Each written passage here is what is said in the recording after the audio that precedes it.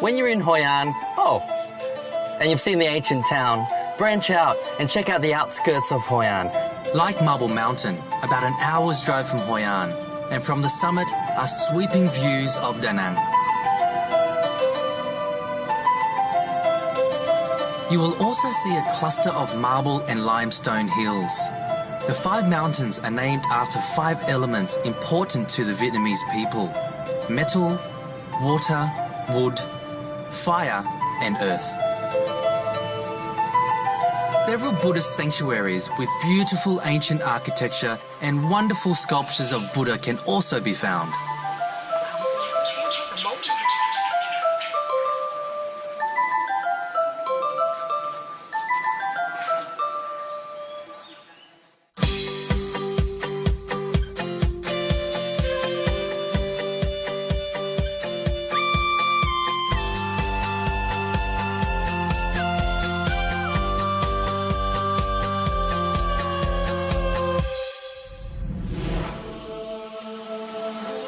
One thing I wanted to do on this trip is to go off-road into the jungle.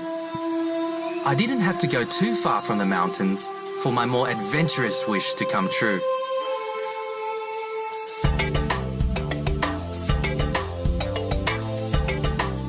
Riding down the dirt road, I've noticed this dense jungle. It's tall rainforest, and I've had to come in here and check it out. Now, there's wildlife here that have never been discovered before. There's wild boar, there's wild deer, and I thought it'd be a perfect place for me to cook my beef and pepper dish. So we've got 250 grams of beef. You can use sirloin, you can use rump. I've just cut into nice little cubes. Now I'm just gonna marinate this. Here, I've got a mixture of oyster sauce, sesame oil, a bit of sugar, and some hot water to dissolve the sugar. I'm just gonna pour that in. And I'm just gonna marinate that for 5 minutes. That's all I need. Twist it around, soak that all in there. So now while that's marinating, I'm just gonna add my garlic in there as well. Maybe just 1 clove will do. So I'm gonna cook that later, put that aside. Now if you were here right now, all I can hear is insects, birds chirping, monkeys howling, and the wild boar watching my meat. All right, I'm gonna turn that up high. Now this dish is called bo luk lak. Bo luk lak in Vietnamese means beef, which is bo, and luk lak means this kind of shaking, so it's called shaking beef.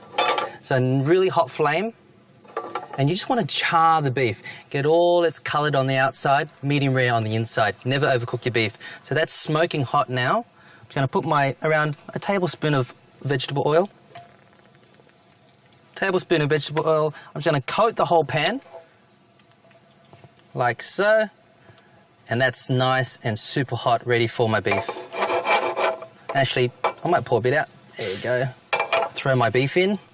Now, when you're cooking at home, just put little batches at a time. Yep, that's what I want. You want flame. There we go.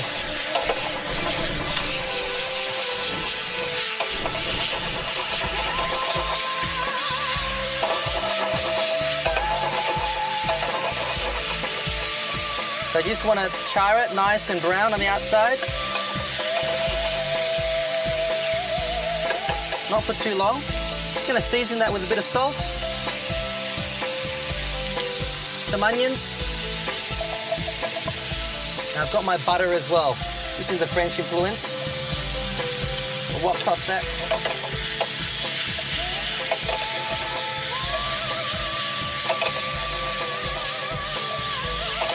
Look at that, good colour. I'm not going to cook it for long, less than 2 minutes.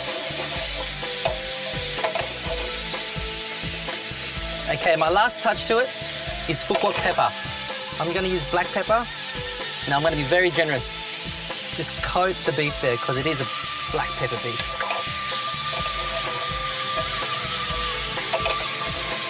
And there you have it. Wok toss charred beef with black pepper, bo luk lak.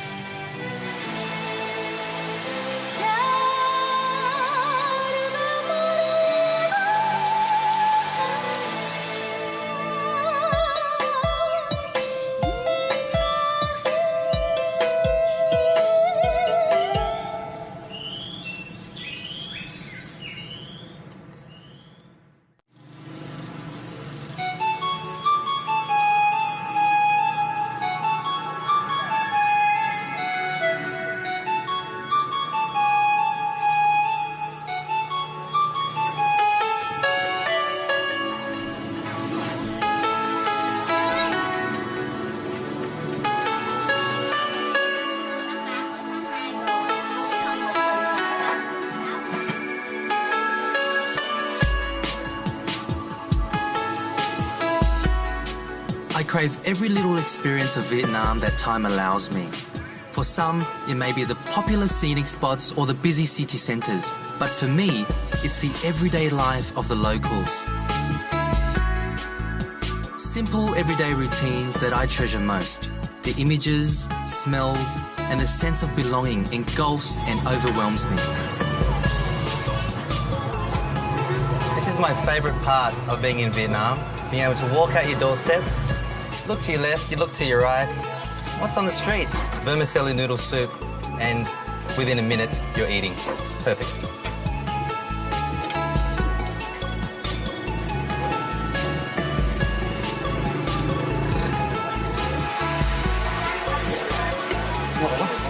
Cái gì bán gì cô? Mua cái được không? Mua cái đây, mua cái đây đó. Bán chè gì đây? Được đâu hả? Chè đậu hả? Giữa đường ta đi ta la. She's gonna go over here and then we're gonna set up. I'm just gonna ask her what she's selling. Lots of delicious sweets, I bet. I've had my morning breakfast soup. After that, I've had my fresh soybean milk. And this lady brings a cart of delicious variety of Vietnamese sweets. I mean, you can't get this anywhere else in the world. It's absolutely fantastic. We've got some kidney beans there, sticky kidney beans with sticky rice. This is a haricot bean pudding. Very gelatinous, very sticky. One of a very authentic dish. This one here, I remember Mum used to make this for me when I was younger. Mung beans with a bit of ginger, and this syrup is a sweet ginger syrup. I can eat this every day of my life. Absolutely fantastic. This here we have a steamed sweet banana. It's kind of coated in sugar. Come on. And they make a little rice flour in it. So as you eat it, it's sweet, it's textural, gives you a bit of a lift for the day. And this is all snack food. We don't eat this at the end of a meal. We don't eat sweets, we eat fresh fruit. So we just graze through this every day, little portions, little sweet pick-me-up. That's all you need.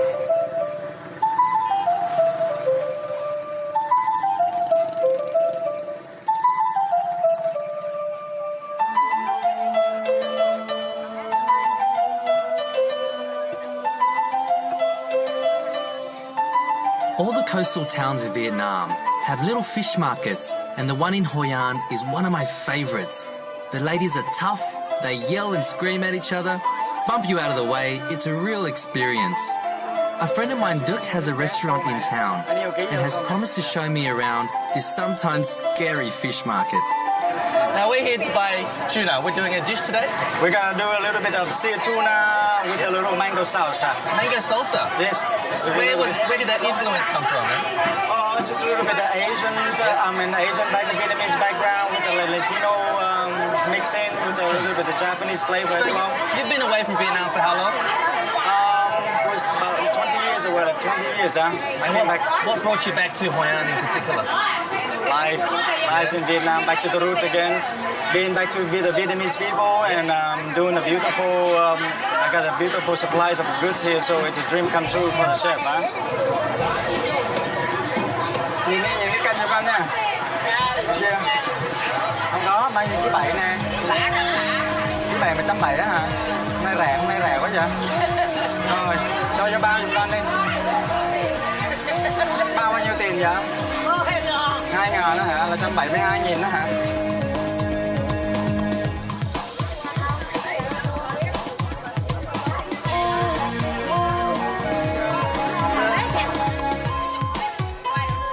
So what are we cooking? We're cooking my little sea tuna with a little twist of Mexican and Japanese in it, and also, you know, background Vietnamese such as me. So, wow. So we've got the Mexican oregano in here. Yeah. So a pinch of that. Yeah. Sesame seeds, white and black. And Japanese flavor. Gorgeous. Oregano is a Latino one, little salt. Yeah, so all equal amounts, right? All equal amount, make it all balance out, yin and yang. Julian ginger, digestive. And what herbs you got in here, mate? Oh, local herbs, coriander, cilantro, the Mexican ways, and mint and basil, which is very Vietnamese. That sounds good, yeah. And a little black pepper. Little brown sugar to cool things down on the spicy side. Now, what's that? This is my holy trinity. This is my ginger, garlic, and onion straight from Vietnamese background. Is that a secret? Oh, well, not anymore, mate. Not anymore, dude. I'll spill it up for you, Luke. All right. Mix it up. Mix it up? Mix it up. I'll just use my hands, okay? Yeah, do that. All right. It's very, very so nice, we huh? roll the tuna in here? Roll the tuna in there and make sure it's nice and So we even. need to cut that? Oh, no, just not yet. We're gonna do it in a few minutes. I'm gonna get the fire started here and roll it in I'll there. let you do it, man. Yeah. Yep. There we are. There's a tuna. Gotta be gentle to it. See, it's nice and even coat here. Sure. As you see. Yep. There we are. Easy as that. Easy as that. That's hot enough. Medium-low heat. Listen to Bit the of music oil. of this sound. Listen to the music of searing sounds here. Look, can you help me with this is the ingredient of the mango salsa. Okay, what have we got in there? There's diced mango, tomatoes, garlic, Yep. onion, lime, salt and pepper. Like I'm in Mexico.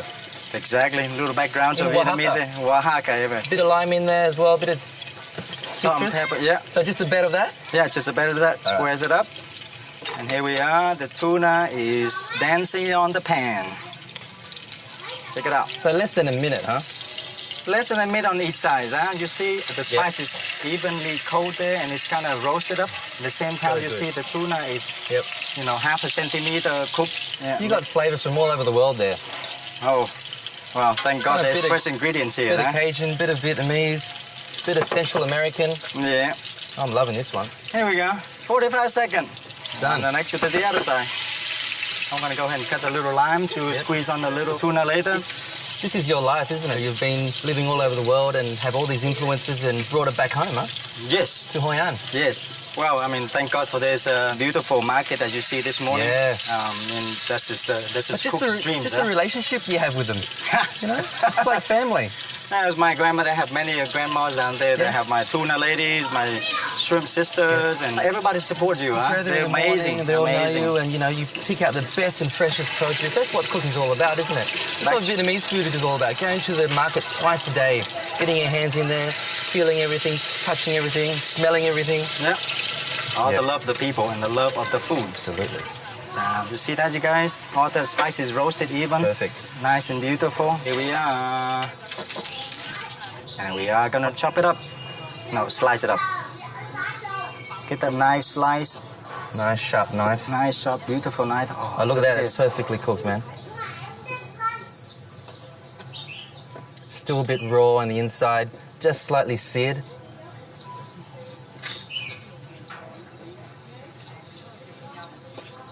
Well, that looks amazing. Check it out. This is really fresh, Squares isn't it? up. Beautiful stuff, huh? And here we are, to show on the other side. Just the lime juice. Voila. And put little flowers in there. You know, flowers is good for your eyes, huh? Here's the goodness of sesame Still seed. jumping around. There we are. There's a seared tuna with mango salsa. We call it magnum opus. What about the Vietnamese translation? This Vietnamese translation, cá thu filet cá thu áp chảo với Mango salsa. Mango salsa kiểu mé.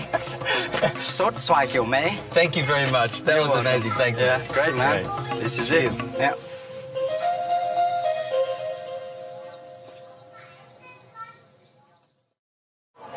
I'm here at the busy local markets buying some congealed blood jelly. Now this is very good for your blood. It's from the pig slaughtered, the warm blood dripped into a bucket, bit of salt put in there so it stays jelly-like and a bit bouncy. Really good for you, good in rice porridges, soups and even stir fries. Sounds kind of a little bit strange, but just try it, it's quite delicious.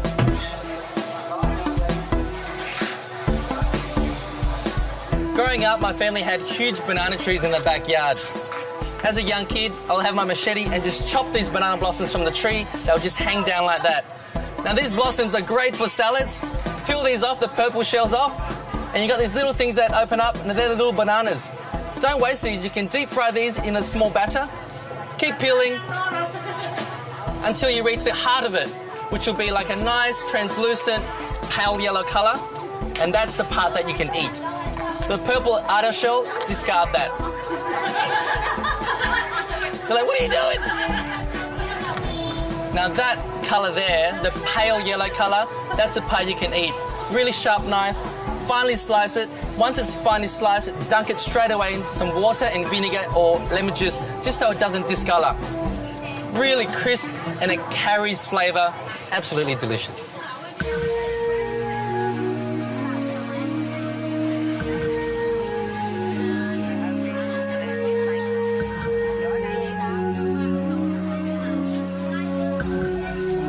When you mention Hoi An to a Vietnamese person, the first thing they tell you is the gao lao noodle. You have to try it when you get here. I was trying this the first time when I got here and the lady said, "Do you like it?" I loved it, but how do you make it? I had no idea. So I came to this small house here. The recipe is very, very secret. They've been doing it for the last 300 years. Now what's special about these noodles?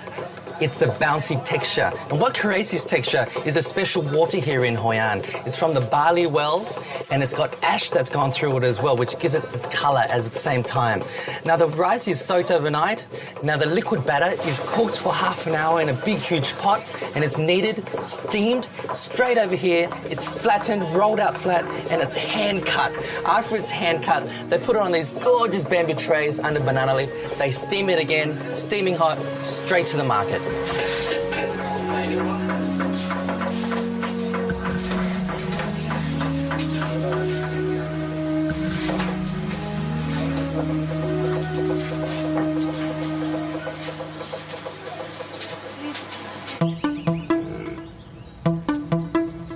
For village farmers, rice fills their lives, hopes and dreams. Although poor in income, their work feeds a country. In little more than a generation, Vietnam has become one of the world's top rice producers. These farmers told me the history behind this rice milling machine, and I was amazed to find out it was fashioned from an old diesel car engine.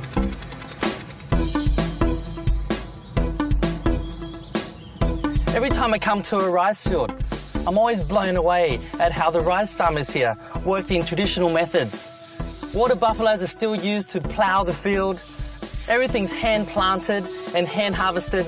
So I thought I'm going to come out here and do a really traditional rice farming recipe.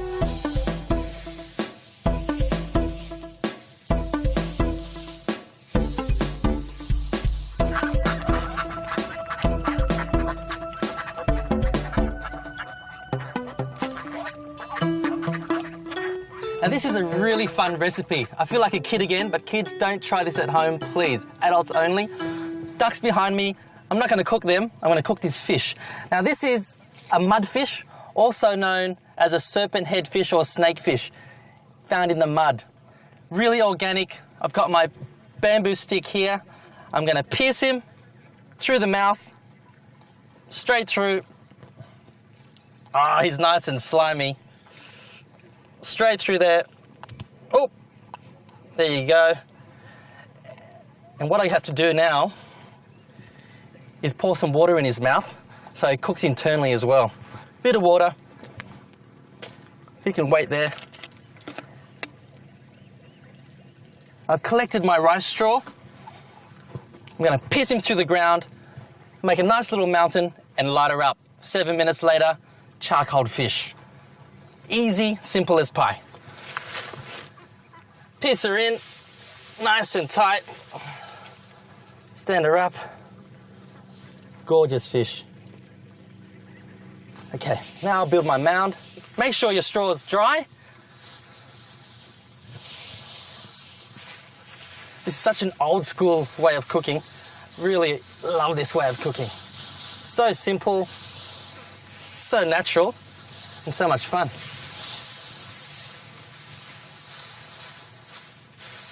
After a hard day's work, the rice farmers come out of the rice fields, collect this rice straw, and make this simple, simple dish right on the banks of the rice paddy. Bit more, and I think I'm ready to light her up.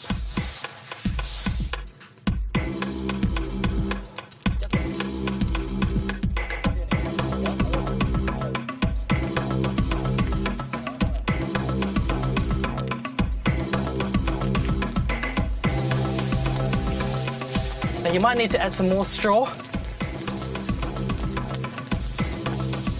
Oh, that's looking good.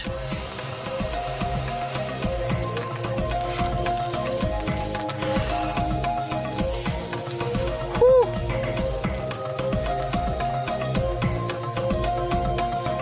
Now I don't need to worry that my bamboo is going to burn because it's fresh and it's moist. So that's going to be right. A bit more there. And once this fire dies down, my mudfish will be ready.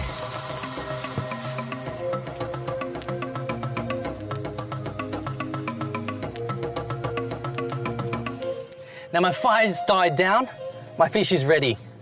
Look at her, all charcoaled, all burnt, but you know what? Inside it's still moist and very, very succulent. Peel all the skin off there. And you're left with succulent white flesh. Oh, I'm drooling looking at this. I can't help it, I gotta take a bite. Mmm. You don't need anything with it. You don't need fish sauce, rice paper, or anything. I'm just gonna eat it as it is. Mmm. Yum. Mmm. Ah. There it is. My rice farmer's mudfish. Gallop, nung chui.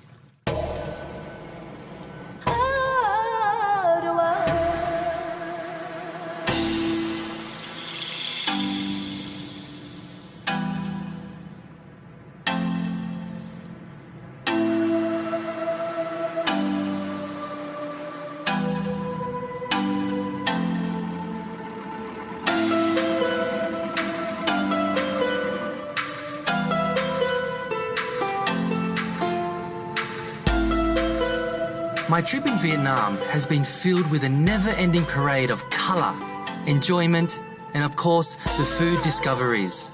I travelled from Ho Chi Minh City to Hoi An by road and can't convey enough how much I enjoyed the experience.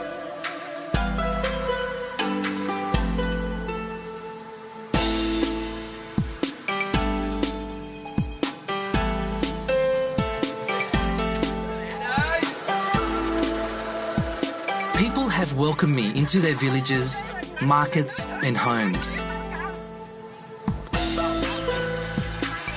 They're just as keen as I am to show the rest of the world how life is in Vietnam.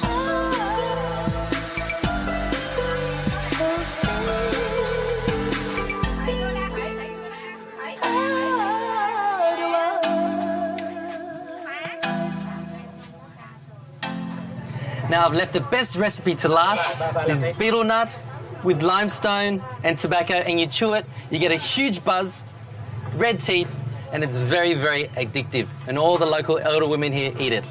Được cái kia luôn. Được kia luôn. Betel nut. Betel leaf with a lime. It is really disgusting.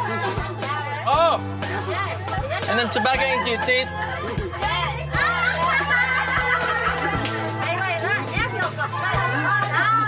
I'm used to eating a lot of things, but this is horrible. Không ngon gì đâu.